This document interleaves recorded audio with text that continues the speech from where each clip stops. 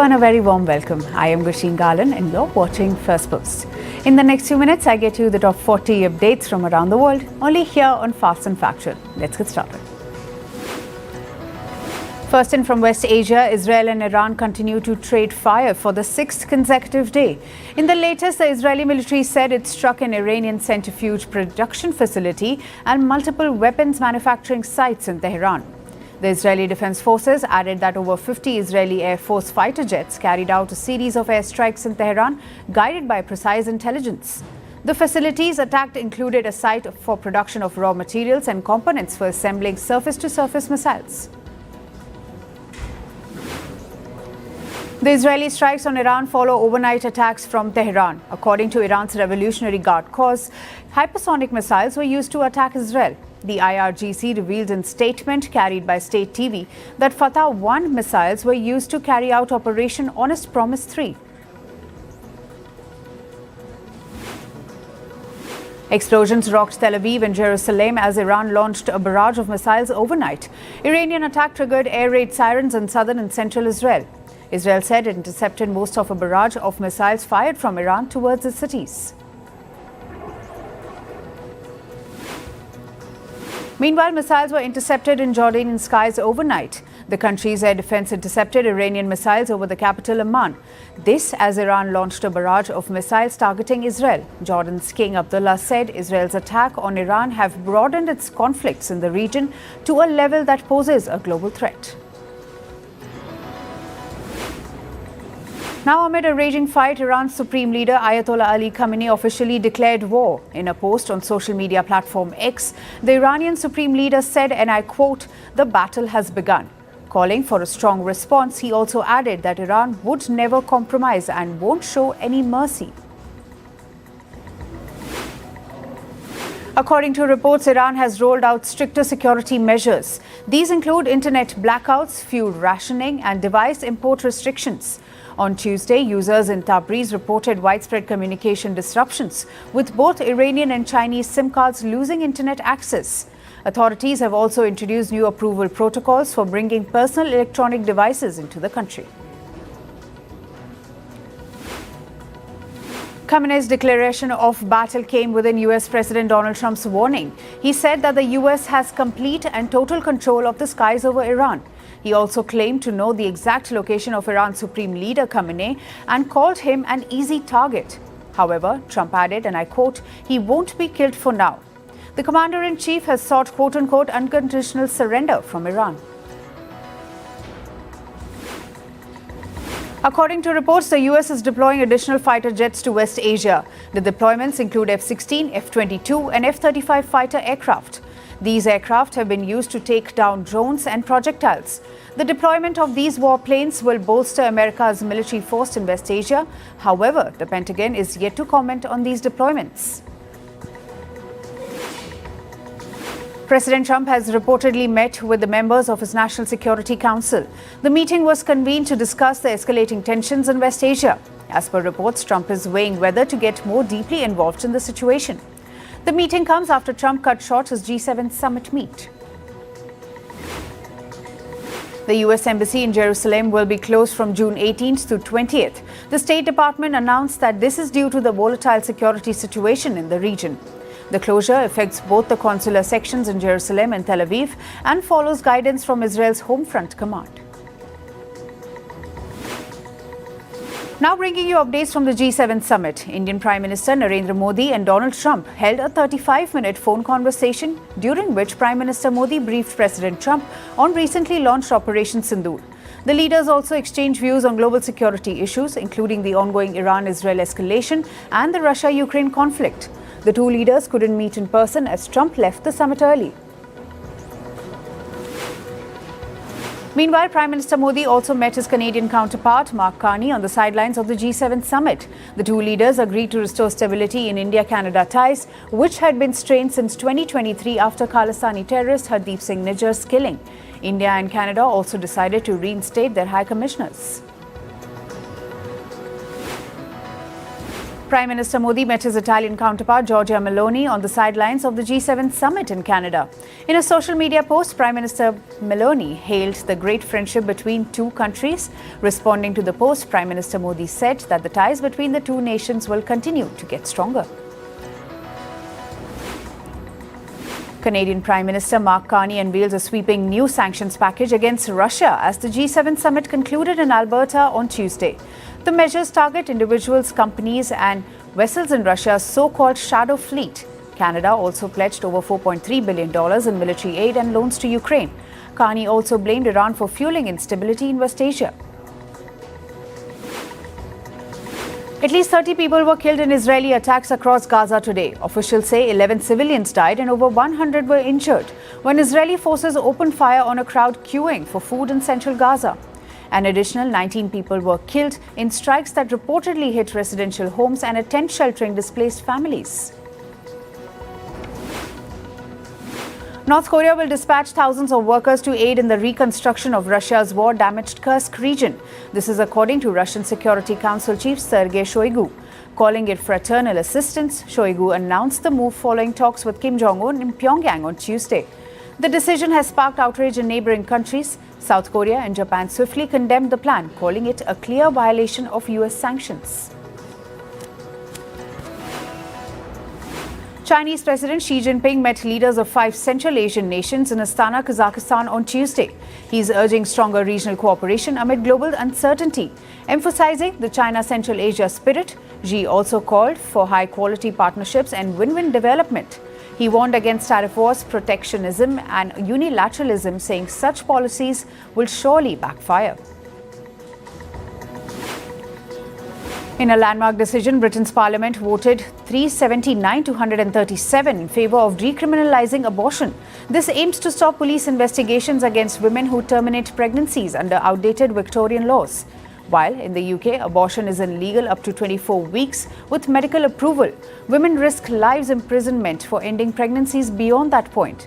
The vote follows a rise in prosecutions after the pandemic-era policy allowed abortion pills at home. The highly anticipated Axiom 4 mission, which will carry out Indian astronaut Shubhanshu Shukla to the International Space Station, has been delayed for the 5th time. SpaceX now targets a launch on Sunday, June 22, pending final repairs and safety checks. Originally slated for May 29, the launch was repeatedly pushed back due to issues including a liquid oxygen leak. Shukla is poised to make history as the second Indian in space following Rakesh Sharma's 1984 mission. In Indonesia, Mount Leotobi Laki erupted and sent ash 11 kilometers high in the sky. This resulted in the cancellation and delays of several flights to the resort island of Bali. The affected flights were majorly from India, Singapore and Australia. The eruption also forced people in the nearby areas to evacuate. According to local authorities, streets were filled with thick ash, gravel and sand. In climate news, a fast-spreading wildfire in San Jose, California has scorched at least 92 acres. According to officials, containment is at just 40%. Aerial footage on social media revealed the fire's alarming reach as crews contained efforts to bring the blaze under control. A brush fire in Lakeside near San Diego prompted urgent evacuation orders. Authorities warned of imminent danger as the fire, reported at 200 acres and 0% contained, threatened lives and property. Evacuees were directed to a Walmart supercenter in El Cajon. Tropical storm Eric is set to intensify into a hurricane, potentially Category 2, before making landfall along Mexico's Pacific coast by tomorrow. Fishermen and tourists are preparing for intense rainfall, strong winds up to 80 kilometers per hour, and dangerous waves. Eric is the second major storm of the season after Hurricane Barbara. In India's Gujarat, at least 18 people have died in rain-related incidents since Monday. Disaster response teams have been deployed to flood-hit areas in south of the state, where more downpours are expected. The government says dozens have been rescued from low-lying regions as the state remains on high alert. Meanwhile, New Delhi's relief from heat came at a cost on Tuesday, as heavy rainfall led to 14 flight diversions and widespread waterlogging. New satellite data from NASA shows a dramatic and unexpected surge in extreme weather events, such as droughts and floods in past 5 years. The events are now more frequent and severe, with intensity doubling compared to the 2003-2020 average. Scientists believe climate change is a key factor behind this alarming trend. On to business and tech news now. Stock markets in Asia traded mixed earlier today as escalating tensions between Israel and Iran weighed on investor sentiment. Japan's benchmark Nikkei added 0.47%, while Topix rose 0.4%. South Korea's Kospi climbed 0.7%, but MSCI's broadest index of Asia-Pacific shares outside Japan fell 0.26%. President Donald Trump is expected to extend the June 19 deadline for ByteDance to sell TikTok's US operations, adding 90 more days. This comes despite law that requires sale or shutdown if no progress is made. The White House says Trump will sign a new executive order this week. Meanwhile, Trump says he believes Chinese President Xi Jinping would approve the deal. Japan's exports fell in May for the first time in 8 months as automakers like Toyota absorbed the cost of new US tariffs. This came as the country failed to reach a trade deal with the United States this week, triggering concerns of further strain on its manufacturing sector. Exports to the US dropped over 11% year-on-year, with automobile shipments down nearly 25% by value. Mitsubishi Motors raised US vehicle prices by an average of 2.1% after resuming deliveries suspended due to President Trump's auto tariffs. The price hikes takes effect today but does not apply to vehicles already in showrooms. The company says the move comes amid investments in new vehicles and EV technologies. Toymaker Hasbro cuts 3% of its global workforce as part of a cost-cutting drive amid higher US tariffs on Chinese toys. The layoffs affect about 150 employees and comes at a monopoly game maker, moves to reduce its reliance on China. The company sources half of its US sold toys from China and warns that tariffs could lead to higher price and lower profits.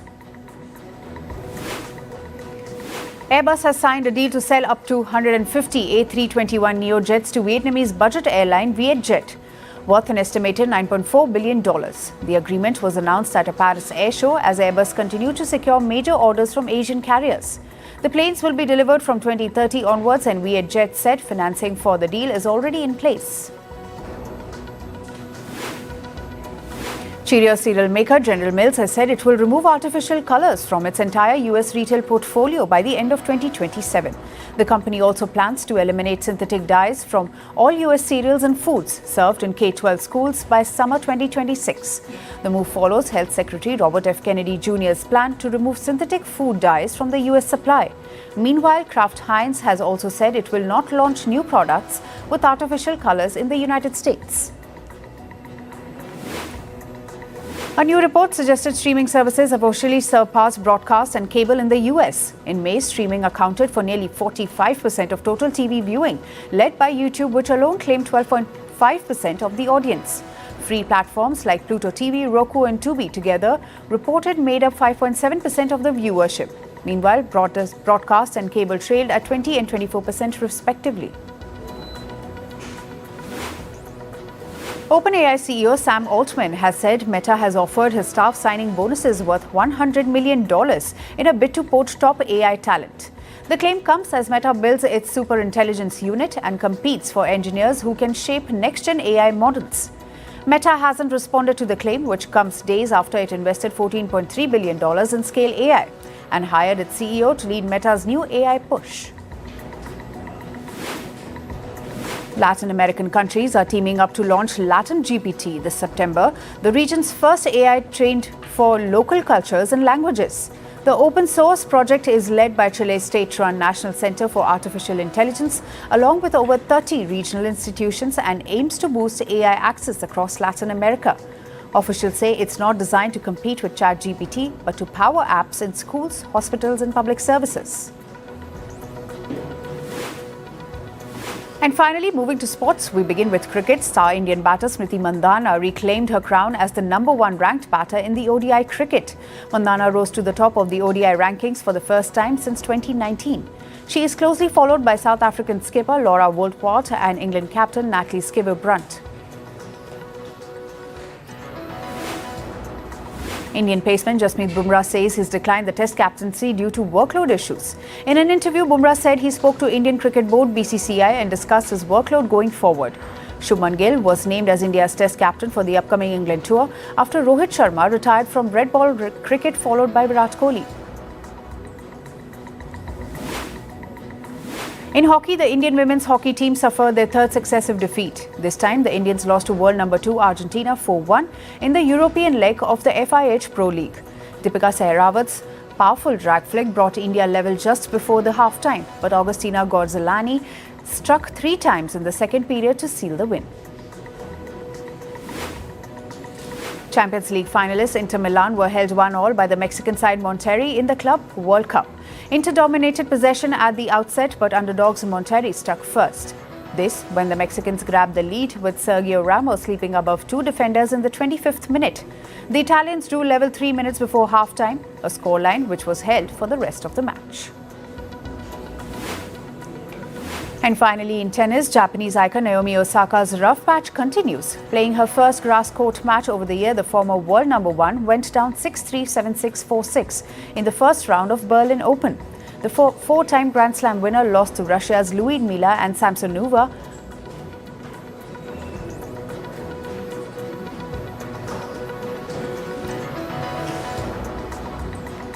That's all for today. Thank you for joining us. I am Gushin Galan and we'll see you right back here tomorrow. Stay informed and stay tuned to Firstpost.